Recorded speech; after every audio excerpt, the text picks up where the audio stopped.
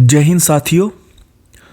आज हम history of banking देखेंगे, यानी कि ये जो बैंकिंग शब्द है या जो आज हम आधुनिक बैंक देख रहे हैं उसका उद्गम कैसे हुआ और विकास कैसे हुआ, और इससे संबंधित जो हमारे कॉम्पिटिटिव एग्ज़ाम हैं उसमें कई सारे प्रश्न पूछे जाते हैं। और आज के इस वीडियो को देख लेने के पश्चात आप हमेशा उन प्रश्नों को कर पाएंगे, इसलिए आज के इस वीडियो को आप लोग ध्यान से देखें और समझें भी। तो चलिए शुरू करते हैं बैंकिंग जो सेक्टर है उसका इतिहास। तो सबसे पहले तो आप यह जान लीजिए कि आखिर बैंक होता क्या है। तो बैंक जमा स्वीकार करने तथा ऋण देने वाली एक संस्था है, अर्थात बैंक एक ऐसी संस्था है जो आपकी जमा को स्वीकार करती है, तो वहीं दूसरी ओर जिस ज़रूरतमंद को वित्त की आवश्यकता है उसे ऋण भी देती हैं। तो यह बैंक का प्रमुख कार्य है जो कि उसकी परिभाषा में परिलक्षित होता है। अब यहाँ पे जो बात आई है ऋण, कई लोग अक्सर उधार और ऋण में कंफ्यूज रहते हैं। तो मैं आपको बता दूं, उधार जिसे हम इंग्लिश में बारोइंग भी कहते हैं का अर्थ होता है लेना, यानी कि जब आप किसी से उधार में या पैसा लेते हैं तो उसे हम उधार या बारोइंग कहते हैं। जबकि ऋण हमेशा बैंकों के लिए उपयोग किया जाता है क्योंकि वे हमेशा ऋण देते हैं, तो इसलिए उसे लोन मतलब देना, ऋण मतलब भी देना, और उधार या बोरोइंग का मतलब होता है लेना। तो जब भी हम बात करेंगे ऋण, तो ऋण का अर्थ देना होता है।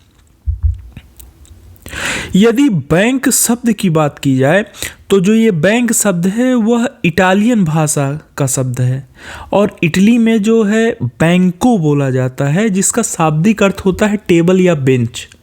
चूँकि प्राचीन समय में जो बैंकर्स होते थे वो अक्सर बैंक पे में बैठकर लोगों का जमा स्वीकार करते थे, और इसी बैंको शब्द से कब जो एक तरीके से आप कह सकते हैं बाद में इंग्लिश होते हुए जो एक प्रक्रिया रही, तो यही बैंको शब्द बैंक में तब्दील हो गया। तो यदि इसके आप अर्थ में जाएंगे तो बैंको जो शब्द है उसका अर्थ होता है टेबल या बेंच, और यह इटालियन वर्ड है। अब बात की जाए पहले बैंक की, तो प्रथम जो आधुनिक बैंक है उसकी स्थापना 1397 में हुई थी, और बैंक का नाम था मेडिसी बैंक। और जाहिर सी बात है, जैसा हमने आपको बताया था कि ये जो बैंकिंग सिस्टम है या प्रणाली है उसका शुरुआत इटली से होता है, अतः यह बैंक जो मेडिसी बैंक है, जिसे विश्व का पहला बैंक मान सकते हैं, वो इटली में ही था। इसके अलावा यूरोप में कुछ और बैंकों की शुरुआत हुई थी, जैसे बैंक ऑफ स्वीडन 1668 में एवं बैंक ऑफ इंग्लैंड 1694 में प्रमुख हैं। जिसमें बैंक ऑफ इंग्लैंड की यदि हम बात करें तो जो बैंक ऑफ इंग्लैंड है वह जो इंग्लैंड है उसका यह केंद्रीय बैंक भी है, जिस तरीके से हमारे यहाँ का केंद्रीय बैंक आरबीआई है। नियमित रूप से नोट छापने वाला पहला बैंक भी बैंक ऑफ इंग्लैंड है, और नोट छापने की जो शुरुआत है नियमित रूप से वह 1695 में हुई थी। अब एक सुविधा होती है जिसे हम ओवरड्राफ्ट कहते हैं, जो कि अक्सर जो हमारा करेंट अकाउंट होता है, चालू खाता हम जिसे कहते हैं, उसमें मिलती है। उसकी शुरुआत 1728 में पहली बार रॉयल बैंक ऑफ स्कॉटलैंड ने किया। अब भारत के संदर्भ में बात करते हैं तो बैंक ऑफ हिंदुस्तान को भारत का पहला बैंक माना जाता है, जिसकी स्थापना 1770 में कोलकाता में हुई। यह भारत का पहला बैंक है, बैंक ऑफ हिंदुस्तान। 1806 में बैंक ऑफ कलकत्ता, जिसका नाम बाद में बदलकर बैंक ऑफ बंगाल कर दिया गया 1809 में, उसकी स्थापना हुई थी। और सिर्फ कलकत्ता में ही नहीं, आगे चल के जो ब्रिटिश शासनकाल की 3 प्रमुख प्रेसिडेंसियां थी, बॉम्बे और मद्रास और कलकत्ता, तीनों में बैंक की सुविधा हो, इसके मद्देनज़र 1840 में बैंक ऑफ बॉम्बे, 1843 में बैंक ऑफ मद्रास की स्थापना की गई। अब इन्हीं 3 बैंकों को 1921 में मर्ज करते हुए इंपीरियल बैंक बनाया गया 1921 में, और यही इंपीरियल बैंक को बाद में 1 जुलाई 1955 में स्टेट बैंक ऑफ इंडिया नाम से राष्ट्रीयकरण कर दिया गया, जिसे हम आज SBI के नाम से जानते हैं। प्रत्येक देश का एक केंद्रीय बैंक होता है, जैसा कि मैंने आपको बताया, और वही नोट छापता है तथा सभी वाणिज्य बैंकों पे नियंत्रण रखता है। भारत के संदर्भ में reserve bank of India Bharat का केंद्रीय बैंक है और इसकी स्थापना 1 अप्रैल 1935 को हुई। आज़ादी के बाद बैंकिंग रेगुलेशन एक्ट 1949 के तहत इसका राष्ट्रीयकरण करके इसे भारत का केंद्रीय बैंक बनाया गया। तो आप इस प्रकार देख सकते हैं कि जो रिजर्व बैंक ऑफ इंडिया है वह भारत का केंद्रीय बैंक है और इसकी स्थापना 1 अप्रैल 1935 को हुई। 1969 का साल भारतीय बैंकिंग के इतिहास के लिए एक बहुत महत्वपूर्ण साल था, क्योंकि इस साल जो मैंने बैंकिंग रेगुलेशन एक्ट आपको बताया 1949, उसके तहत जो देश के 14 बड़े बैंक थे उनका राष्ट्रीयकरण कर दिया गया। अब यहाँ बात आती है कि ये राष्ट्रीयकरण या नेशनलाइजेशन क्या है। तो इसमें मुख्यतः जो बैंकों पे आधिपत्य होता है या जो बैंकों पे स्वामित्व होता है वो सरकार के पास चला जाता है। मतलब एक तरीके से इन बैंकों का सरकारीकरण किया गया 1969 में, और उन 14 बैंकों को लिया गया जो उस समय सबसे बड़े थे, और जो मानक या आप कह सकते हैं क्राइटेरिया निर्धारित किया गया वह उन बैंकों को लिया गया जिनकी कुल राष्ट्रीय जमा 50 करोड़ या उससे ऊपर थी। ऐसे 14 बैंकों का राष्ट्रीयकरण कर दिया गया 1969 में। राष्ट्रीयकरण की यह प्रक्रिया एक बार फिर 1980 में अपनाई गई, जब 6 और बैंकों जिनका राष्ट्रीय जमा 200 करोड़ या उससे ऊपर था उसे राष्ट्रीयकृत कर दिया गया, और इस प्रकार राष्ट्रीयकृत बैंकों की संख्या 14 और 6 मिलाकर 20 हो गई। इन बैंकों के राष्ट्रीयकरण के अलावा 1959 में SBI या जिसे हम स्टेट बैंक ऑफ इंडिया के नाम से जानते हैं उसका तथा उसके जो सहायक बैंक थे सब्सिडरीज उनका भी राष्ट्रीयकरण किया गया 1959 में। अब ये लिस्ट आप देख सकते हैं 14 बैंकों की जिनका राष्ट्रीयकरण 1969 में किया गया। इसमें प्रमुख हैं Allahabad bank, bank of India, bank of Baroda, bank of Maharashtra, central bank of India, Canara bank, Dena bank, Indian overseas bank, Indian bank, Punjab national bank. अब यहाँ पे ये आपको ये बात बता दूँ, जो पंजाब नेशनल बैंक है ये बड़ा इम्पोर्टेंट बैंक है। यह इम्पोर्टेंट इसलिए भी हो जाता है क्योंकि ये एक पहला बैंक था जो कि भारतीयों द्वारा स्थापित तथा भारतीयों द्वारा ही संचालित था। यह पहला भारतीय बैंक आप इसे कह सकते हैं जो पूर्णतः भारतीयों द्वारा स्थापित भी किया गया और इसका संचालन भी भारतीयों द्वारा किया जाता है। और इस बैंक की स्थापना 18 मई 1894 में हुई, इसलिए यह एक महत्वपूर्ण बैंक है। इसके अलावा syndicate bank, union bank of India, United bank और यूको बैंक, तो ये 14 बैंक थे जिनका राष्ट्रीयकरण 1969 में किया गया। इसके अलावा जैसा कि आपको बताया गया कि 1980 में फिर से एक बार राष्ट्रीयकरण किया गया 6 बैंकों का। तो वो जो 6 बैंक थे वो थे Andhra bank, corporation bank, new bank of India, oriental bank of commerce, Punjab and Sind bank, Vijaya bank. तो ये 6 और बैंक थे जिनका राष्ट्रीयकरण 1980 में कर दिया गया। अब जैसा मैंने आपको बताया था कि 1959 में इन बैंकों के अलावा 20 जो ये बैंक है उसके अलावा कुछ एसबीआई या स्टेट बैंक ऑफ इंडिया की सब्सिडरीज थी, सहायक बैंकें थी, उनका भी राष्ट्रीयकरण किया गया, जिसमें प्रमुख रूप से है state bank of Patiala, state bank of Patiala, state bank of Hyderabad, state bank of Bikaner and Jaipur, state bank of Mysore, state bank of Travancore, state bank of Saurashtra, state bank of Indore.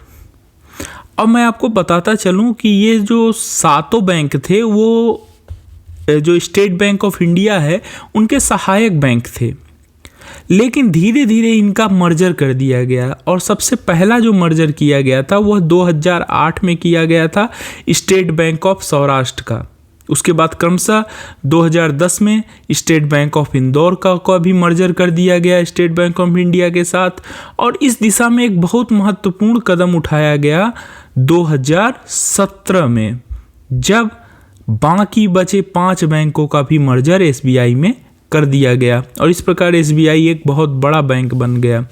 हालांकि भारत के संदर्भ में यदि बात किया जाए वैल्यूएशन के मामले में, तो भारत का जो सबसे बड़ा बैंक है वो एसबीआई नहीं है बल्कि एचडीएफसी बैंक है, और एचडीएफसी बैंक के बाद भी आईसीआईसीआई बैंक का नंबर आता है और तब स्टेट बैंक ऑफ इंडिया का नंबर आता है तीसरे नंबर पर सबसे बड़े बैंकों के मामले में।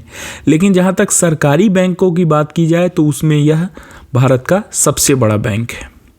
तो आपने देखा किस तरीके से जो ये 7 सब्सिडरीज थे उनको समय के साथ स्टेट बैंक ऑफ इंडिया में ही मर्ज कर दिया गया, जिसमें 2 प्रमुख बैंक जो थे स्टेट बैंक ऑफ सौराष्ट्र 2008 में और स्टेट बैंक ऑफ इंदौर 2010 में इनका मर्जर किया गया, और बाकी जो बचे 5 बैंक थे उनका भी मर्जर 2017 में कर दिया गया।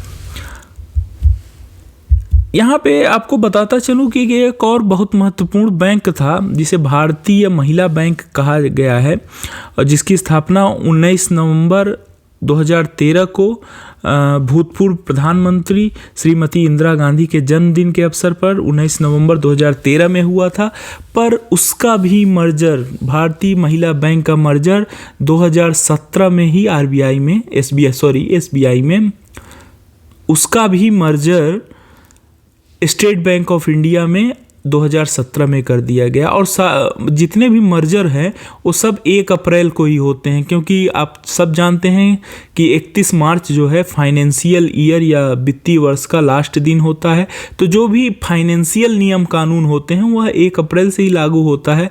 इसलिए जितने भी मैं बैंकों की अभी मर्जर की बात करूँगा तो उसमें मैं केवल सन बताऊँगा, बाकी डेट सबके 1 ही अप्रैल होंगे। चलते हैं आगे। अब हम उन 12 बैंकों की बात करेंगे जो वर्तमान में राष्ट्रीयकृत हैं यानी कि सरकारी हैं। साथियों, मैं आपको बता दूं कि जैसा कि आपने पिछले स्लाइडों में देखा होगा कि जो हमारे राष्ट्रीयकृत बैंक थे वो कहीं ना कहीं 27 हुआ करते थे, जिसमें 14 ये जिनका राष्ट्रीयकरण 1969 में हुआ और 6 ये जिनका राष्ट्रीयकरण 1980 में हुआ, और साथ साथ ये जो आपके एसबीआई के साथ सब्सिडीज या सहायक बैंक थे उनको मिला के 27 बैंक हुआ करते थे। लेकिन धीरे धीरे शासन ने इन सब का मर्जर कर दिया गया और वर्तमान में केवल 12 राष्ट्रीयकृत बैंक या जिसे आप सरकारी बैंक भी कह सकते हैं उपलब्ध हैं। उनकी सूची आपको पता होनी चाहिए और अक्सर एग्जामों में पूछा जाता है। तो जो पहला बैंक है वो बैंक ऑफ बड़ौदा है, और बैंक ऑफ बड़ौदा के बारे में आपको एक बात बता दूं कि 1 अप्रैल 2019 को 2 बड़े बैंक देना बैंक और विजया बैंक इनका मर्जर कर दिया गया है बैंक ऑफ बड़ौदा में, यानी कि अब यह तीनों बैंक का जो मिला के एक बैंक के नाम से जाना जाएगा जिसका नाम होगा बैंक ऑफ बड़ौदा, और यह मर्जर 1 अप्रैल 2019 को हुआ। इसे याद करने का तरीका बड़ा ही आसान होता है। यदि आप छोटे मोटे ट्रिक से इसे याद करना चाहें तो आप याद कर सकते हैं। जैसे बैंक ऑफ बड़ौदा में बड़ा शब्द आता है और जो बड़ा होता है वही देता है, इसलिए आप देना बैंक याद कर सकते हैं, और बड़े लोगों की ही विजय होती है इसलिए आप विजया बैंक भी आसानी से याद कर सकते हैं। तो याद करने की जो कला है उसे आपको सीखने होगी, और वह जब आप किसी टर्म को किसी अन्य टर्म से रिलेट करते हैं तभी आपके ब्रेन, आपका मस्तिष्क इस प्रकार से बना होता है कि वह चीज़ों को लंबे समय तक याद कर सकता है। वरना यदि आप किसी चीज़ को पढ़ेंगे सीधा एक यूनिटरी वे में तो बहुत जल्दी चीज़ें भुला जाती है। इसलिए आपको थोड़े से ट्रिक्स और टर्म का सहायता और रिलेट करके चीज़ों को याद करना होगा।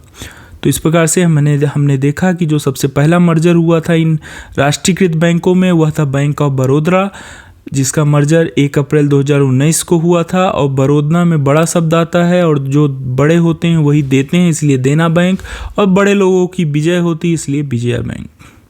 चलते हैं दूसरे बैंक की ओर। तो जो हमारा दूसरा बैंक है वो यूनियन बैंक ऑफ इंडिया है और इसमें भी 2 बैंकों का मर्जर हुआ है। एक है आंध्रा बैंक और दूसरा है कारपोरेशन बैंक। तो अब इसे यूनियन बैंक ऑफ इंडिया का मर्जर जो है 1 अप्रैल 2020 को हुआ है और इसमें भी 2 बैंकों को शामिल किया गया है। अब यूबीआई जो है यूनियन बैंक ऑफ इंडिया, जिसके नाम से भी हम इसे जानते हैं यूबीआई को, तो इसका जो फुल फॉर्म होता है वो यूनियन बैंक ऑफ इंडिया है। और यूनियन कौन बनाता है? यूनियन उनको बनाना पड़ता है जो लोग मतलब अंधे होते हैं, उन्हें यूनियन बनाना पड़ता है। और कारपोरेशन की भी सहायता उन्हीं को पड़ती है। इस तरीके से आप इसे याद कर सकते हैं। तीसरा जो बैंक है वह पंजाब नेशनल बैंक है और पंजाब नेशनल बैंक में भी मर्जर कर 2 बैंकों का मर्जर करके इसे एक बड़ा बैंक बनाया गया 1 अप्रैल 2020 को।